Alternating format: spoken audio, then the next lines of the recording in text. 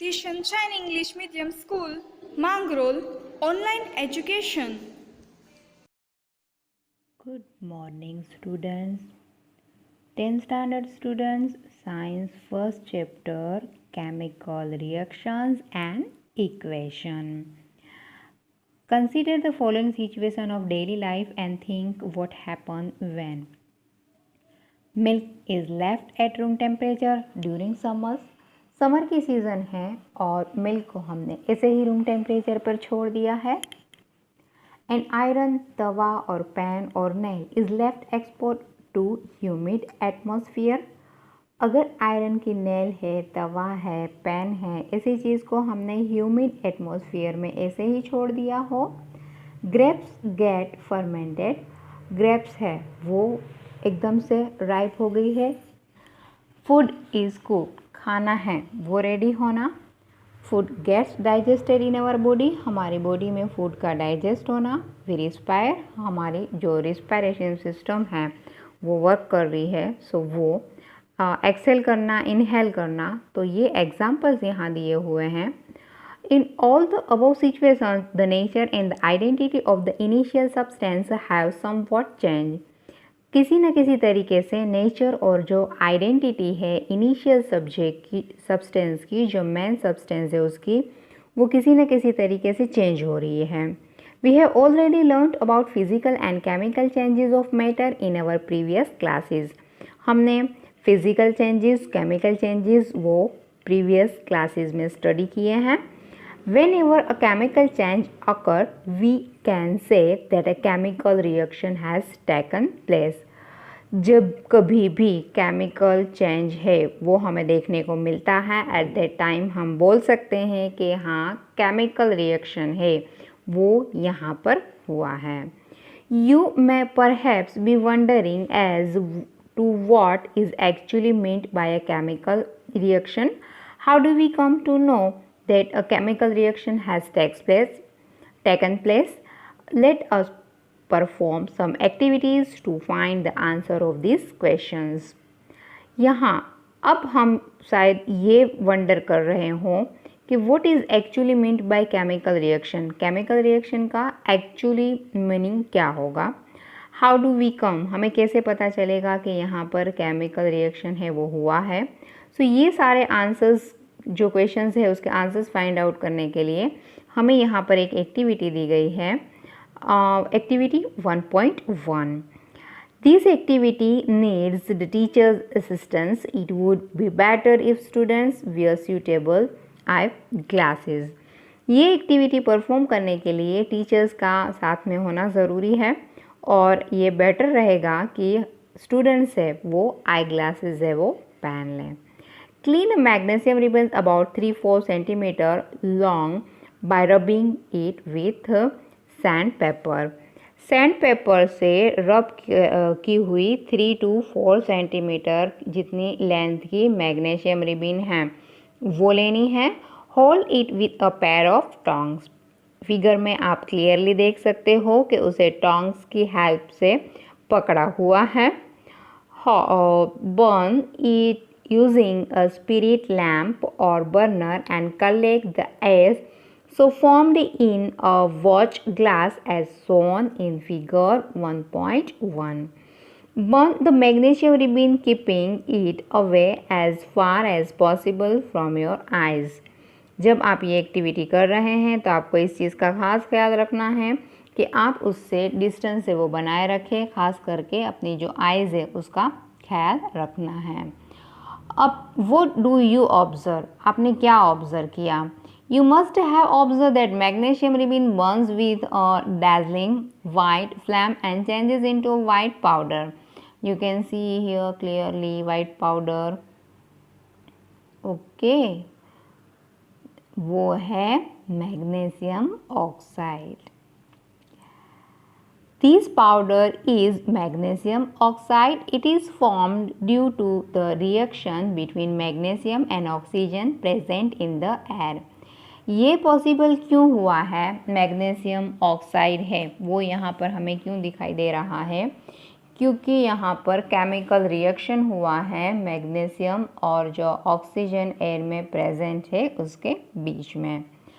Activity 1.2 यहाँ पर आपको दी है कि उसमें आपको लीड नाइट्रेट का सॉल्यूशन है टेस्ट ट्यूब में वो लेना है, पोटेशियम आयोडाइड सॉल्यूशन है वो उसमें ऐड करना है और उसके बाद आपको ऑब्जर्व करना है कि क्या आपको दिखाई दे रहा है। यहाँ पर फॉर्मेशन होगा हाइड्रोजन गैस का action of dilute sulphuric acid on zinc. Process होगी जिंक सल्फ्यूरिक एसिड है वो हाइड्रोजन गैस है वहाँ पर फॉर्म होगा उसमें से। ये जो दोनों के बीच में ड्यूलेट सल्फ्यूरिक एसिड और जिंक है उनके बीच में जो केमिकल रिएक्शन होगा सो उसकी वजह से H2 हाइड्रोजन गैस है वो यहाँ पर फॉर्म होगा। Activity 1.3 take a few zinc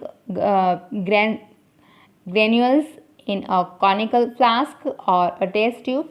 Add dilute hydrochloric acid or sulfuric acid to this figure 1.2. Caution, handle the acid with care. Do you observe anything happening around the zinc granules touch the conical flask or test tube? Is there any change in its temperature? Now, from the above three activities, यहाँ पर भी activity 1.3 में भी आपको दोनों chemical है वो एक टेस्ट ट्यूब में या कॉनिकल जो फ्लास्क है उसमें लेना है और उसके बाद उसमें केमिकल रिएक्शंस जो होता है उसको देखना है, उसको ऑब्जर्व करना है। टेस्ट ट्यूब को आप टच करोगे या कॉनिकल फ्लास्क है उसको आप टच करोगे तो उसके टेम्परेचर में आपको चेंजेस है वो देखने को मिलेगा। From the above three activities we can say that any of the following observation help us to determine whether a chemical reaction has taken place. क्या क्या चेंजेस आपको देखने को मिलते हैं अगर ये तीनों एक्टिविटीज़ को हम ऑब्जर्व करते हैं तो सबसे पहले वाले में स्टैट है वो चेंज हो गया क्योंकि वो एक मैग्नीशियम की स्ट्रिप थी, आपने देखा वो पाउडर फॉर्म में हमें दिखाई दे रहा था। चेंजेस इन कलर है वो चेंज होता है क्योंकि वो वाइट कलर का पाउडर था।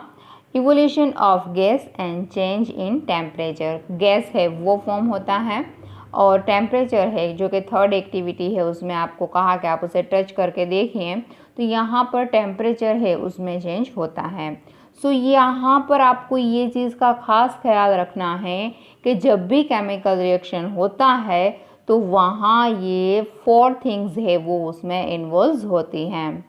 As we observe the changes around us we can see that there is a large variety of chemical reactions taking place around us. We will study about the various types of chemical reaction and their symbolic representation in this chapter. अब हम main topic पर आते हैं कि हमें ये lesson में क्या स्टडी करना है। ये लेसन में हमें स्टडी करना है केमिकल रिएक्शंस और उसके जो सिंबल यूज़ करते हुए उसकी जो रिप्रेजेंटेशन की जाती है सिंबॉलिक रिप्रेजेंटेशन भी हमें इसी चैप्टर में स्टडी करना है। Chemical equation activity 1.1 can be describe as when a magnesium ribbon is burnt in oxygen it get converted in magnesium oxide। Activity 1.1 में हमने देखा कि जब हम मैग्नीशियम रिबन को बर्न करते हैं वो जलाते हैं उसको तो वो उसमें इन ऑक्सीजन तो वहाँ वो कन्वर्ट हो जाता है मैग्नीशियम ऑक्साइड में। These descriptions of a chemical reaction in a sentence form is quite long। अब यहाँ क्योंकि हमें पूरा उसको डिस्क्राइब करना होता है ये जो डिस्क्रिप्शन होती है एक सेंटेंस फॉर्म में अगर उसे लिखा जाए तो वो इज़ क्वाइट लॉन्ग, ये थोड़ा लॉन्ग हो जाता है। It can be written in short form, अगर हम उसे शॉर्ट फॉर्म में लिखें the simplest way to do this is to write it in the form of a word equation।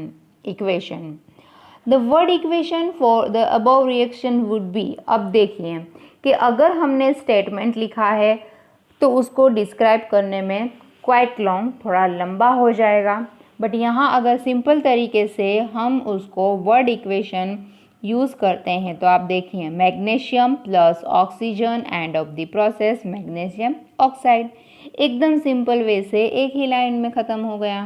Reactance भी आ गए उसमें और प्रोडक्ट भी आ गया।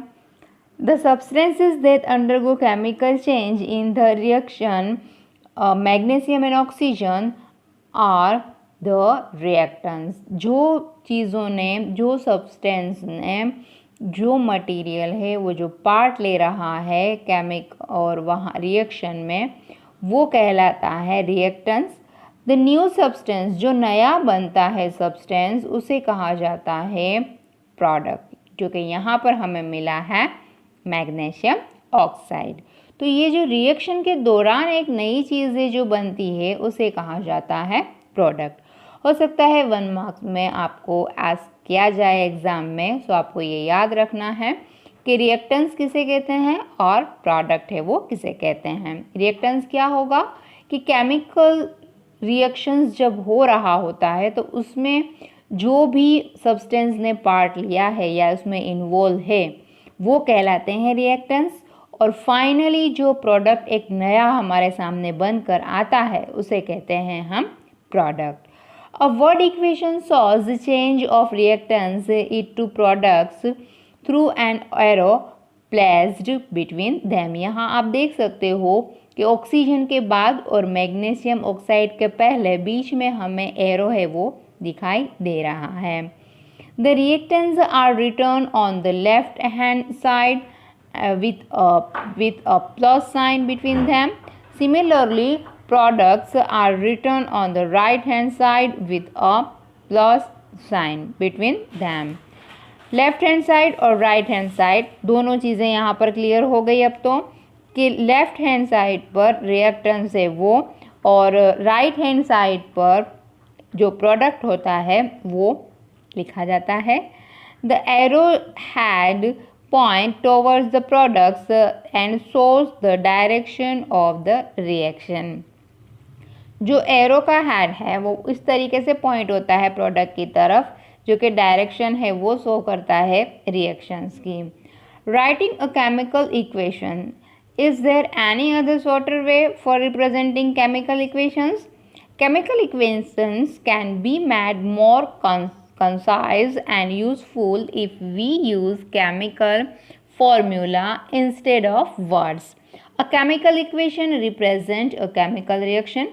If you recall formula of magnesium, oxygen and magnesium oxide, the above word equation can be written as। अगर हमने यहाँ पर वर्ड में लिखा हुआ है word equation magnesium plus oxygen और यहाँ पर and of the process magnesium oxide, अगर यही चीज़ को हम यहाँ पर शॉर्ट वे से अगर लिखना चाहें, जो उसके वर्ड्स में ना लिखें और फॉर्मूला है वो यूज़ करें, तो आप देख सकते हो यहाँ पर मैग्नीशियम के लिए यूज़ हुआ है Mg प्लस ऑक्सीजन के लिए यूज़ हुआ है O2। And of the process, क्योंकि एरो है वो प्रोसेस हो रही है वो शो कर रहा है। एंड लास्ट में जो प्रोडक्ट हमें मिला है MgO magnesium oxide. Count and compare the number of atoms of each element on the left hand side and right hand side of the arrow. Is the number of atoms of each element the same on the both sides? If yes, then the equation is balanced. If not, then the equation is unbalanced because the mass is not the same on both sides of the equation. Such a chemical equation is skeletal chemical equations for a reaction. Equation 1.1 is a skeletal chemical equation for the burning of magnesium in air। अगर यहाँ पर left hand side और right hand side जो कि दोनों की तरफ atoms या जो एलिमेंट्स होते हैं वो सेम होते हैं दोनों तरफ, तो ये कहा जा सकता है कि यहाँ जो इक्वेशन है वो बैलेंस्ड है। बट जब दोनों तरफ के एटम्स है वो सेम नहीं होते तो एट दैट टाइम हम ये कहेंगे कि ये इक्वेशन है वो अनबैलेंस्ड है, क्योंकि इसमें जो मास है वो सेम नहीं है दोनों तरफ। बैलेंस्ड केमिकल इक्वेशन, अब किस तरीके से, अगर इम्बैलेंस है तो उसे किस तरीके से बैलेंस किया जाएगा वो हमें यहाँ पर स्टडी करना है। Recall the law of conservation of mass that you studied in Class 9. Mass can neither be created nor destroyed in a chemical reaction.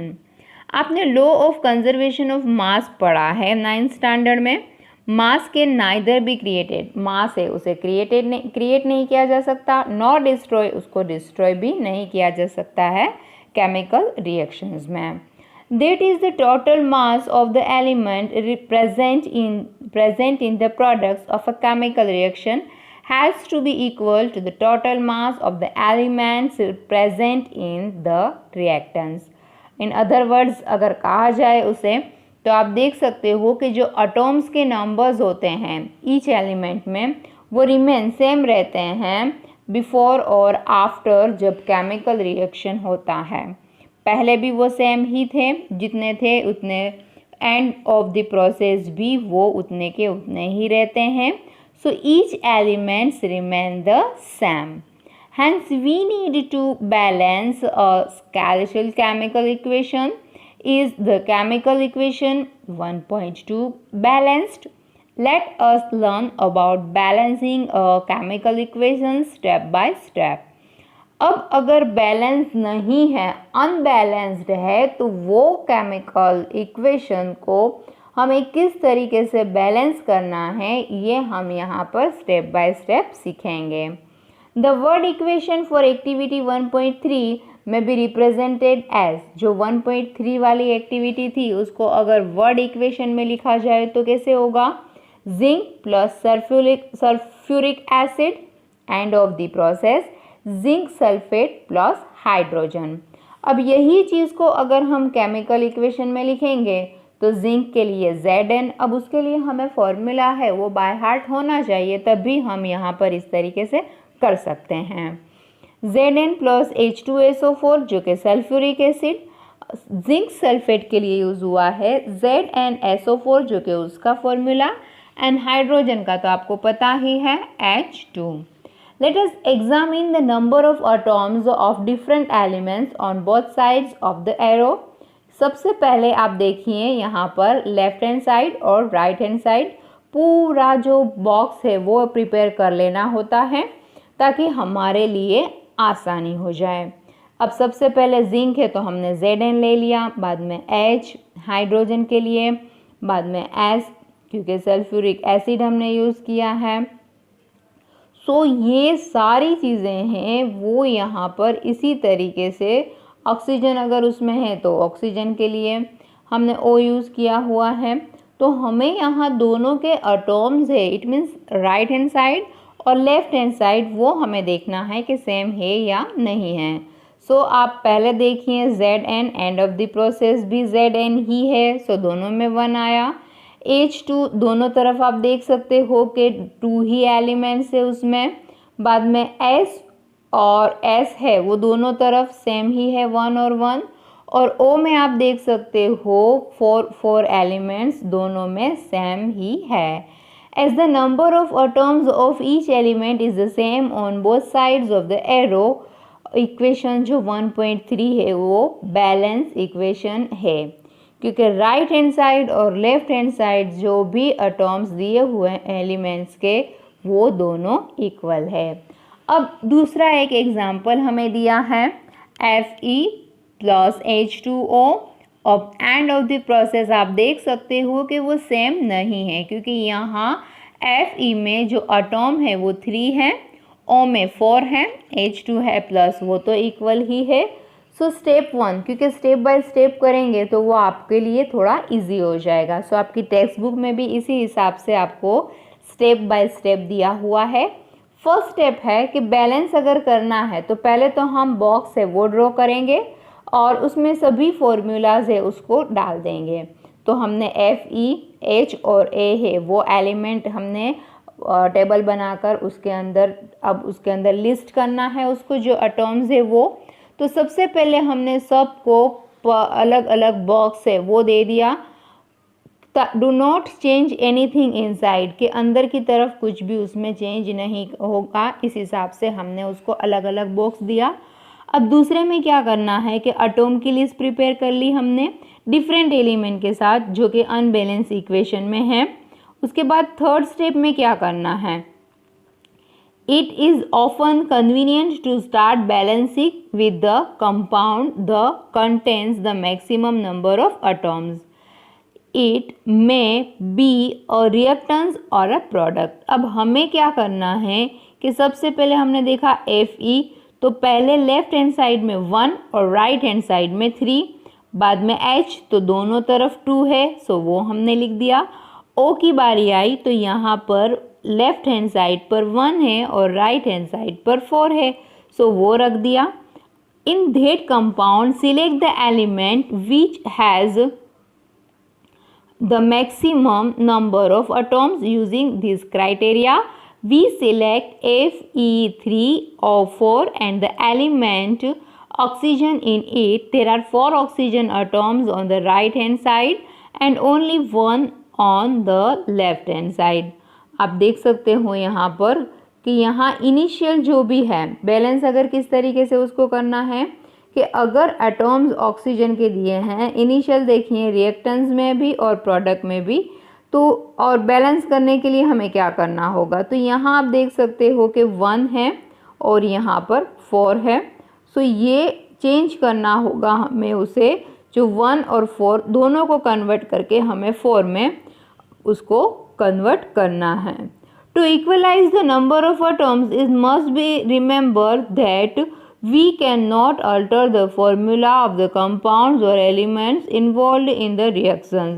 For example, to balance oxygen atoms, we can put coefficient for as 4H2O and not H2O4 or H2O subscript 4.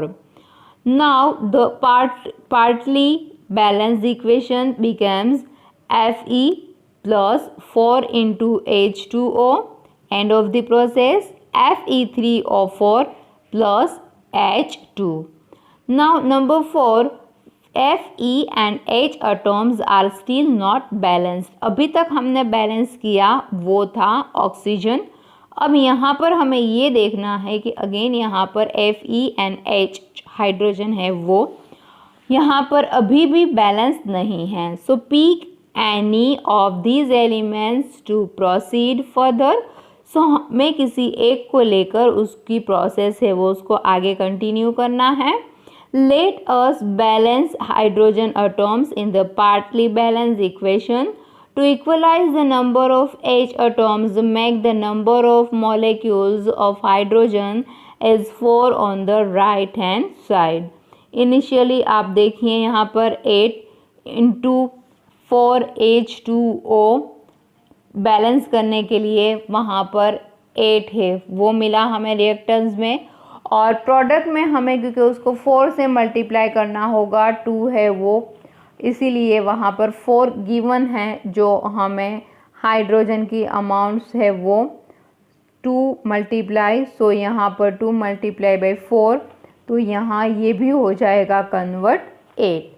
The equation would be Fe plus 4 into H2O, end of the process Fe3O4 plus H2, partly balanced equation. Step 5. Examine the above equation and pick up the third element which is not balanced. You find that only one element is left to be balanced, that is iron. अब यहाँ जो Fe आपको दिया हुआ था जो कि iron है उसका केमिकल फॉर्मूला है. रिएक्टेंट्स और दोनों में अगर देखा जाए तो only one element, okay, so उसे कन्वर्ट करना था end of the process, so उसे मल्टीप्लाई करना है 3 के साथ. To equalize Fe, we take 3 atoms of Fe on the right hand side. So 3 into Fe plus 4 into H2O, end of the process Fe3O4 plus 4 into H2. Step 6. Finally, to check the correctness of the balanced equation, we count atoms of the each elements on the both sides of the equation. Now balanced equation है वो किस तरीके से हुआ, 3Fe plus 4H2O, end of the process Fe3O4 plus 4H2. The numbers of atoms of elements on both sides of equation 1.9 are equal. This equation is now balanced. This method of balancing chemical equation is called heat and trial method, as we make trials to balance the equation by using the smallest whole number coefficient. ये जो method यहाँ पर हमने use की chemical balance जो equation है उसको balance करने के लिए, सो उसे कहा जाता है हीट एंड ट्रायल मेथड। यहाँ पर हम ट्रायल्स करते जाते हैं, ट्रायल्स के बाद वहाँ पर स्मॉलेस्ट होल नंबर कोएफिशिएंट की तरह रखा जाता है और इसी तरीके से बैलेंस किया जाता है। नेक्स्ट स्टेप है writing symbols of physical states. Carefully examine the above balanced equation 1.9. Does this equation tell us anything about the physical state of each reactants and product? No information has been given in this equation about their physical state. उसके physical state के बारे में कोई भी information नहीं दी है।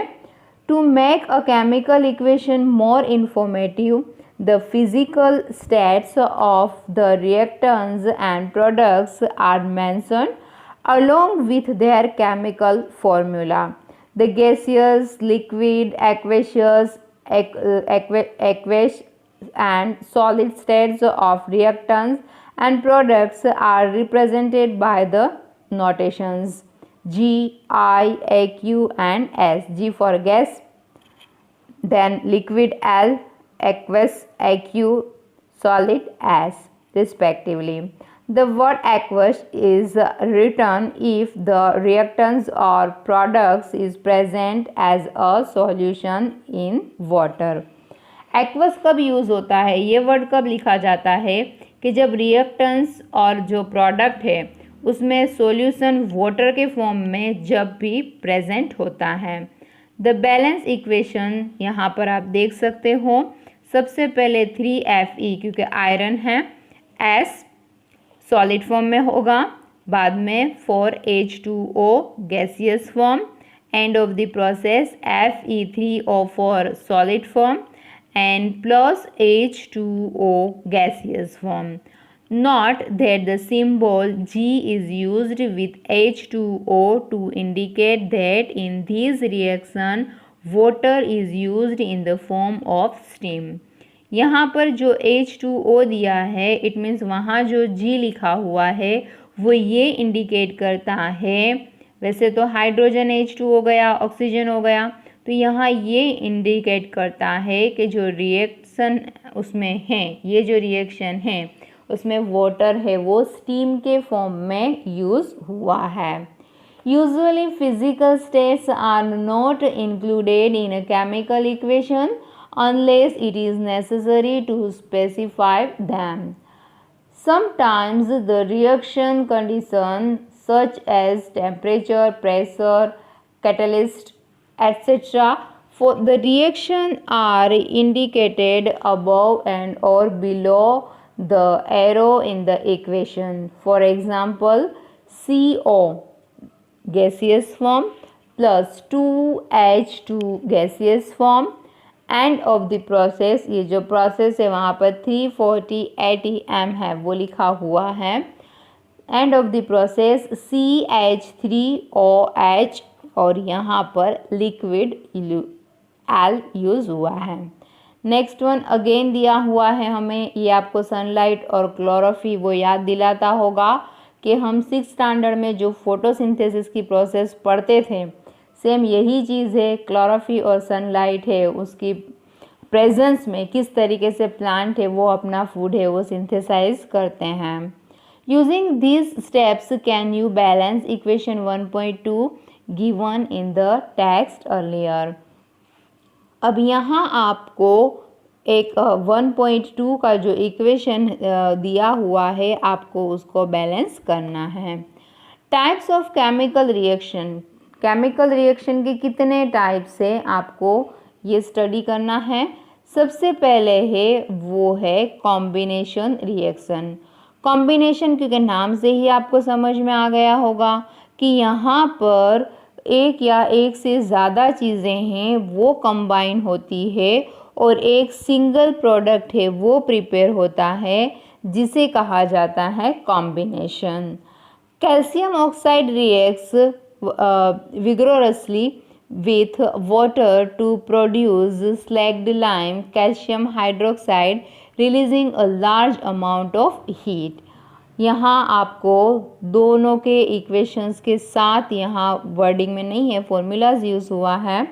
इन this reaction calcium oxide and water combine, यहाँ H2O plus करके दिया हुआ है, सो दोनों कंबाइन होते हैं form a single product calcium hydroxide. दोनों चीज़ें मिलाकर एक सिंगल प्रोडक्ट बनता है और वो है calcium hydroxide. Such a reaction in which a single product is formed from two or more reactants is known as a combination reaction।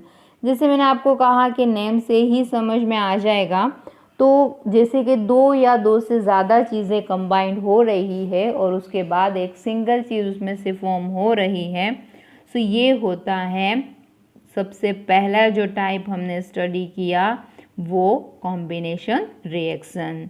अब उसके बाद जो नेक्स्ट वन है वो है डीकम्पोजिशन रिएक्शन। ये भी नेम से ही समझ में आ जाएगा डीकम्पोजिशन। यहाँ आपको एक्टिविटी 1.5 है वो दिया हुआ है और उसके बाद आपने क्या ऑब्जर्व किया, क्या उसके कलर में चेंज आ गया है। Correct way of heating the boiling tube containing crystals of ferrous sulfate and of smelling the odor। Have you noticed that the green color of ferrous sulfate crystals has changed? You can also smell the characteristic odor of burning sulfur।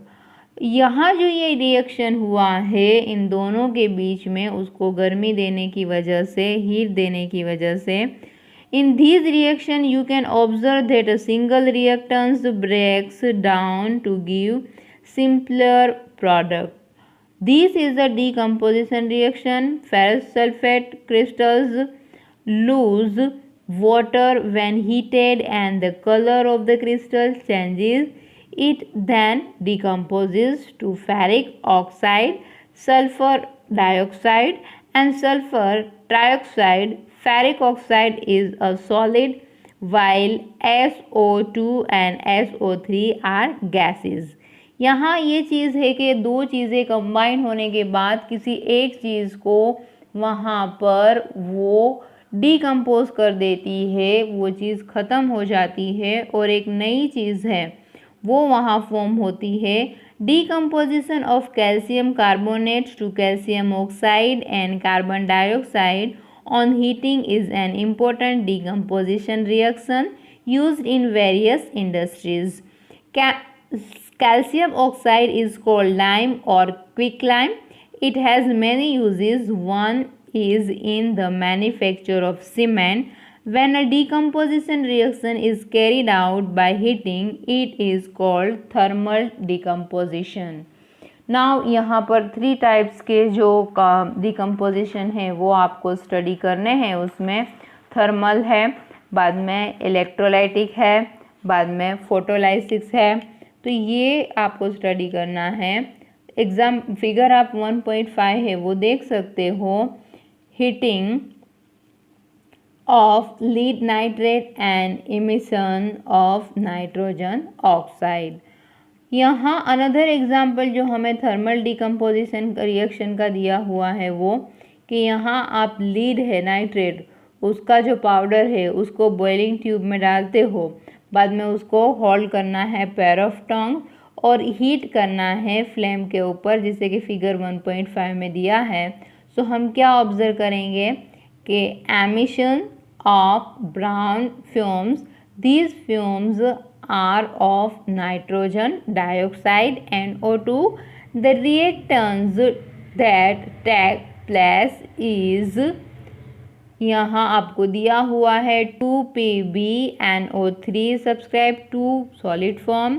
Heat देने के बाद lead oxide है, सो 2PbOS वो भी solid form, plus 4NOG gaseous form, plus O2 again gaseous form, so nitrogen dioxide और oxygen है वो यहाँ पर रिलीज होता है। नेक्स्ट वन है एक्टिविटी आपको दी है 1.7, वो जो एग्जाम्पल दिया हुआ है वो है इलेक्ट्रोलाइसिस और उसका एग्जाम्पल है इलेक्ट्रोलाइटिक जो डिकम्पोजिशन होता है। 3 तरीके से जैसे मैंने आपको बताया कि डिकम्पोजिशन है वो होगा, सबसे पहले थर्मल, बाद में इलेक्ट्रोलाइटिक एंड लास्ट में फोटोलाइसिस। तो यहाँ ये बैटरी है वो यूज़ हुई है, इलेक्ट्रो वर्ड से ही आपको पता लग गया होगा। उसके बाद नेक्स्ट वन जो एक्टिविटी 1.8 दिया हुआ है कि यहाँ पर सिल्वर क्लोराइड है वो ग्रे कलर में टर्न हो जाता है sunlight to form silver metal. जो चीज़ अलग है उसका कलर यहाँ पर पूरा चेंज हो जाता है। सिल्वर क्लोराइड को चाइना डिश में रखा हुआ है, बाद में उसका कलर आप देख लीजिए, what is its colour. Place this china dish in sunlight for some time, उसको आपको सनलाइट में रखना है और उसके बाद आप उसका कलर देखोगे सिल्वर क्लोराइड का आफ्टर सम टाइम्स, तो वो कलर है वो उसका चेंज हो जाएगा।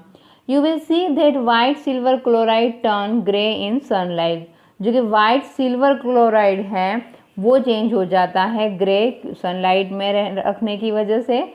This is due to the decomposition of silver chloride into silver and chlorine by light. तो ये एक चेंजेस क्यों होता है, क्योंकि यहाँ पर जो लाइट है उसकी वजह से उसके बीच में जो सनलाइट की वजह से डिकम्पोजिशन हो रहा होता है सिल्वर क्लोराइड का सिल्वर में और क्लोरीन है उसका लाइट के through. Silver bromide also behaves in the same way, अगर सिल्वर ब्रोमाइड यूज़ किया है तो वो भी उसी तरीके से सेम वे बिहेव करेगा। The above reactions are used in black and white photography. What form of energy is causing this decomposition reaction, ये जो रिएक्शंस है वो ब्लैक एंड वाइट फोटोग्राफी है उसमें यूज़ होता है। We have seen that the decomposition reactions require energy either in the form of heat, light or electricity for breaking down the reactants. Reactions in which energy is absorbed are known as endothermic reactions. अब यहाँ आपने देखा कि हमने जो decomposition reaction study किया उसमें हमें रिक्वायर है ज़रूरत पड़ती है एनर्जी की, फिर चाहे वो हीट के फॉर्म में हो, लाइट के फॉर्म में हो या इलेक्ट्रिसिटी के फॉर्म में हो, वो जो रिएक्टेंट्स होते हैं उसको ब्रेकिंग डाउन करने के लिए उसकी ज़रूरत है वो रहती है। नेक्स्ट वन यहाँ पर आपको दिया हुआ है वो है डिस्प्लेसमेंट रिएक्शन। सबसे पहले जो था हमने स्टडी किया हुआ था डिकम्पोजिशन, उसमें हमने तीन स्टडी किए हमने सबसे पहले, और सबसे पहले कॉम्बिनेशन रिएक्शन है वो हमने स्टडी किया कंबाइन होने वाला, बाद में डिकम्पोजिशन है वो हमने स्टडी किया, अब है डिस्प्लेसमेंट रिएक्शन। तो उसी में आपको नाम से ही समझ में आ जाएगा कि जो चीज़ वहाँ से डिस्प्लेस हो रही है, यहाँ आपको एक्टिविटी 1.9 दिया हुआ है, उसमें 3 आयरन नेल्स है, वो clean them by rubbing with sand paper. Sand paper से उसको क्लीन करने के बाद लेना है।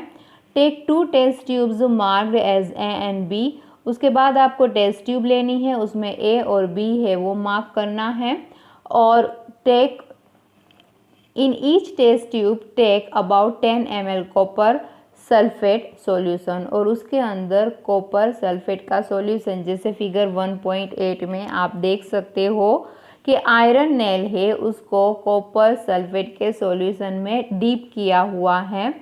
आफ्टर 20 मिनट्स टेक आउट, अब उसको जो कॉपर सल्फेट का सॉल्यूशन है उसमें से 20 मिनट्स के बाद बाहर निकालना है।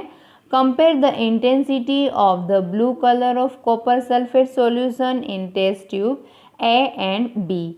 अब जो नेक्स्ट फिगर है वहाँ पर हम देखेंगे, ये था फर्स्ट ए 1.8a। अब यहाँ आप सेकेंड वन 1.a में आप देखिए iron nails and copper sulphate solution compared before and after the experiment.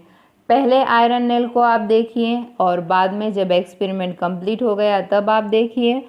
और अनदर बॉक्स जहाँ पर हमें टेस्ट ट्यूब दिखाई जा रही है वहाँ आप देखिए कि पहले का जो कलर था वो और अभी जो कॉपर सल्फेट का कलर है वो आप देख सकते हो। सो यहाँ पर एक चीज़ है, also compare the colour of the iron nails dipped in the copper sulphate solution with one kept aside. आपको दोनों का कलर है वो भी कंपेयर करना है। Why does the iron nail become brownish in colour and the blue colour of copper sulphate solution fats. यहाँ पर ये ब्राउनिश कलर हो गया और यहाँ पर आप देख सकते हो कि इसका कलर है वो फैट्स किस तरीके से चेंज है वो हो रहा है। तो यहाँ ये जो केमिकल रिएक्शन है, ये जो एक्टिविटी में हुआ है कॉपर सल्फेट और उसमें से आयरन सल्फेट में कन्वर्ट होना, in this reaction iron has displaced और removed another element copper from copper sulphate solution.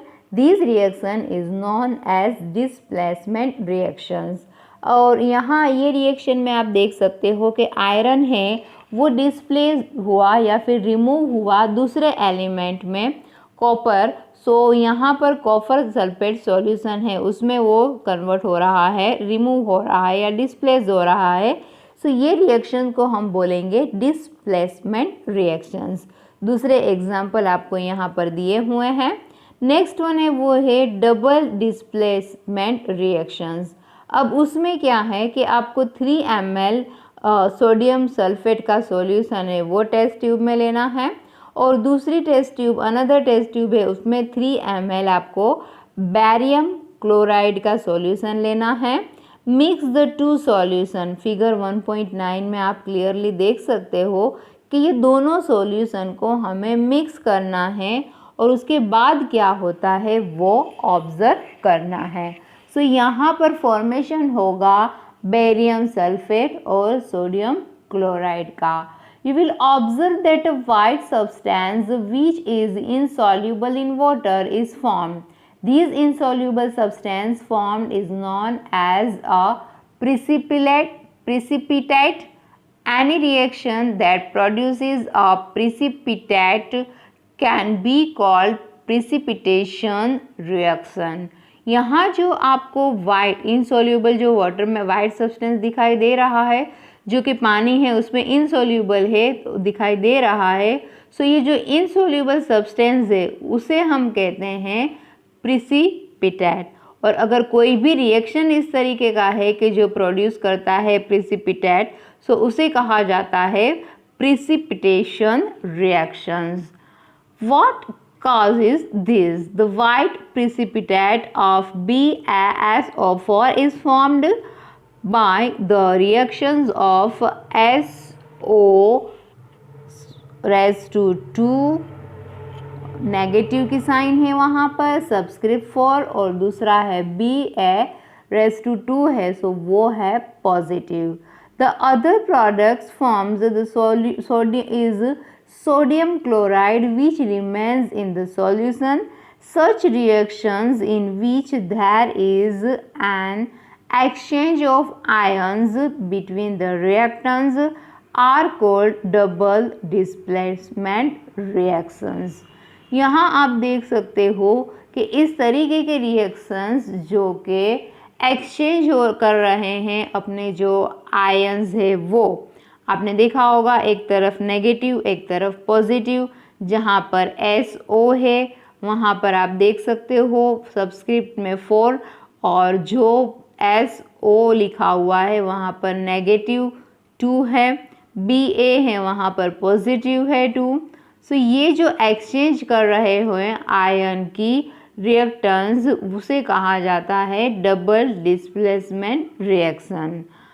Recall activity दी गई है अगेन की जो हमने 1.2 वाली एक्टिविटी की थी, सेम वही चीज़ यहाँ पर वापस से दोहराई गई है।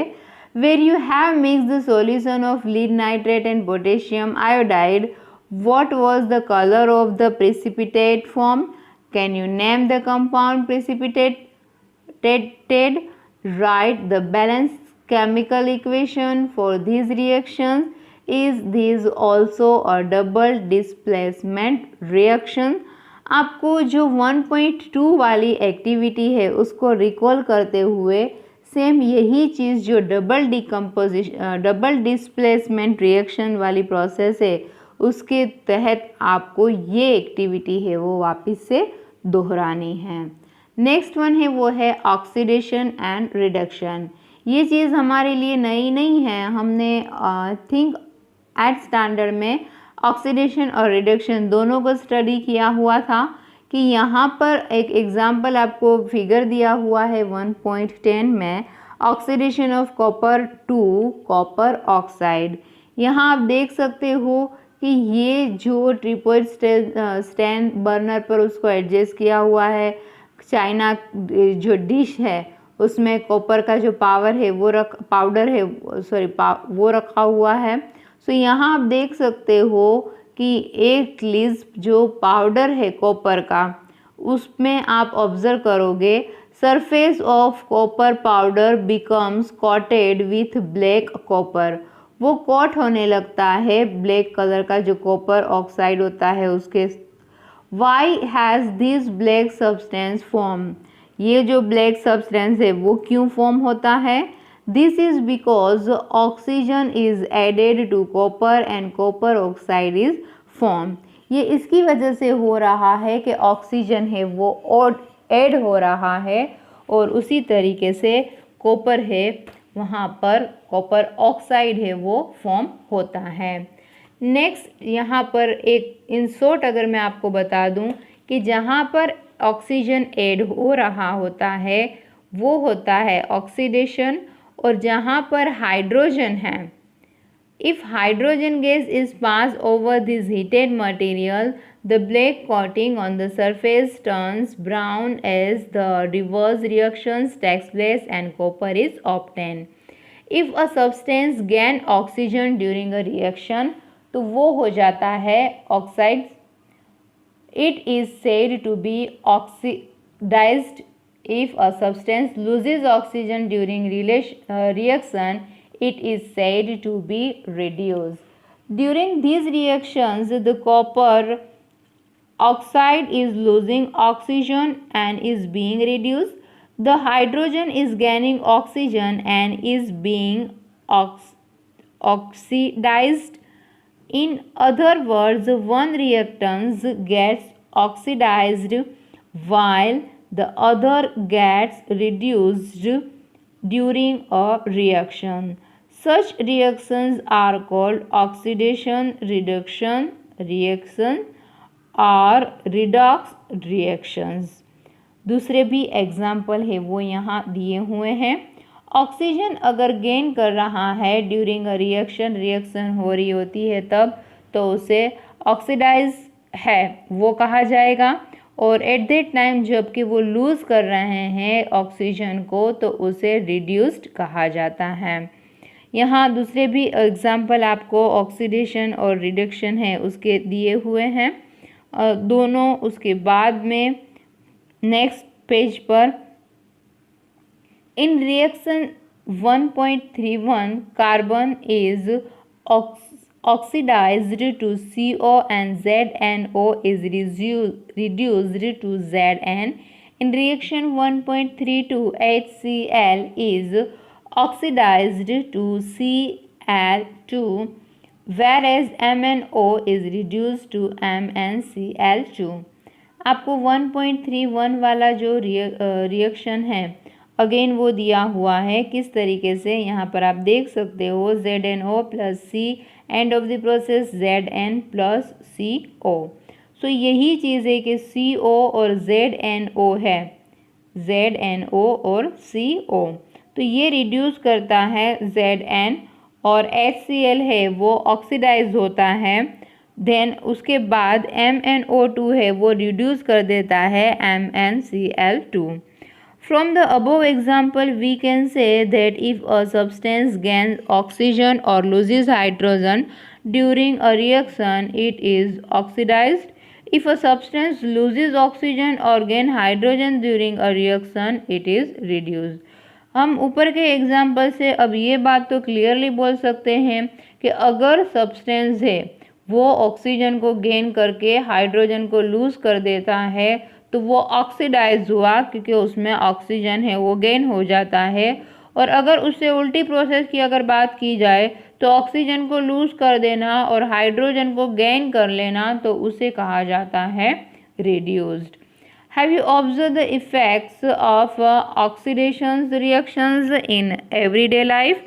हमारी जो एवरीडे लाइफ है उसमें हम उसको स्टडी ऑब्जर्व किया होगा बहुत बार आपने, पर एट दैट टाइम फिर हमें याद नहीं होता कि ये उसी का एक हिस्सा है। सबसे पहले है वो है कोरोशन। उसमें क्या है? You must have observe that iron articles are shiny when new. जब आयरन आर्टिकल कोई भी नया है तो आपको देखना, आप देख सकते हो कि वो बिल्कुल ही नया आपको दिखाई देगा। उसकी जो ऊपर का जो सरफेस रहता है वो एकदम शाइनी है, वो दिखाई देता है। और उसके बाद क्या होता है, सडनली वो जो उसकी but get coated with a reddish brown powder when left for some time. थोड़े टाइम तक हमने आयरन आर्टिकल, लोहे की कोई भी चीज़ को ऐसे ही छोड़ दिया तो आप देख सकते हो कि वहाँ पर रेडिश कलर का ब्राउन पाउडर है वो उसको कॉट कर लेता है। This process is commonly known as rusting of iron. हम अपनी एक रोजिंदा की जो लैंग्वेज है, हम उसकी रूटीन जो हमारी लैंग्वेज है उसमें बोलते हैं कि ये प्रोसेस है वो रस्टिंग ऑफ आयरन, लोहे को जंग लग जाता है। Some other metals also get tarnished in this manner. और दूसरे भी बहुत सारे मेटल्स ऐसे हैं कि जो ये मैनर में यहाँ पर इस तरीके से चेंज हो रहे होते हैं। Have you notice the colour of coating formed on copper and silver? आपने नोटिस किया है कि यहाँ पर जो कोटिंग होती है कॉपर और सिल्वर की, उसका कलर किस तरीके का होता है? When a metal is attracted by substances around it such as moisture, acid, etc., it is said to corrode, and this process is called corrosion. The black coating on silver and green coating on copper are other example of corrosion. Corrosion causes damage to car bodies, bridges, iron railings, ships, and to all objects made of metals, especially those of iron. Corrosion of iron is a serious problem. Every year, an enormous amount of money is spent to replace damaged iron. You will learn more about corrosion in chapter 3. ये जो third chapter है उसमें हमें उसको deep में study करना है। ये जो लोहा होता है और उसको जंग लग जाता है, ये जो प्रोसेस होती है, मेटल है जो भी, सिल्वर है, आयरन की बनी हुई है, कॉपर है, तो यहाँ पर वो सारी चीज़ें हैं वो अट्रैक्टेड होती हैं जो सब्सटेंस उसके अराउंड में रहते हैं, मॉइस्चर है, एसिड है। सो ये जो कोरोड होता है और प्रोसेस होती है उसे कोरोजन है वो कहा जाता है। ब्लैक कोटिंग होती है सिल्वर के ऊपर, कॉपर के ऊपर ग्रीन कलर की कोटिंग है वो लग जाती है।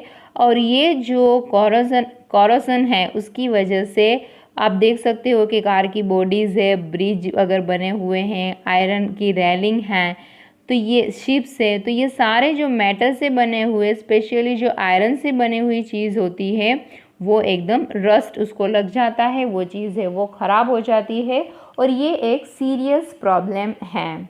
एवरी ईयर हम उसके पीछे इनॉर्मस, हम पता नहीं होता इतनी अमाउंट, इतनी मनी है वो उसके पीछे हम लोग स्पेंड करते हैं, वो जो डैमेज आयरन होता है उसको रिप्लेस करने के लिए। ये आपको चैप्टर नंबर 3 में डीप में स्टडी करना है। नेक्स्ट वन है वो है rancidity. Have you ever tasted or smelled the fat or oil containing food materials left for a long time? When fats and oils are oxidized, they become rancid and their smell and taste change. Usually, substances which prevent oxidation are added to food containing fats and oil. Keeping food in air tight containers help to slow down oxidation. Do you know that chips manufacturers usually flush bags of chips with gas such as nitrogen to prevent the chips from getting oxidized? यहाँ जो rancidity है वो आपने देखा होगा कि fats और oils जो भी होते हैं, सो फूड मटेरियल्स जो भी लेफ्ट रह जाता है लॉन्ग टाइम तक, तो उसमें से वो ऑक्सीडाइज हो जाते हैं और उसकी जो स्मेल होती है या जो उसका जो टेस्ट होता है वो पूरा चेंज हो जाता है। चिप्स के पैकेट का एग्जाम्पल दिया हुआ है कि आप लॉन्ग टाइम तक उसे ख़राब होने से बचा सको या फिर जब भी आप उसे यूज़ करो तो वो एकदम क्रंची रहे।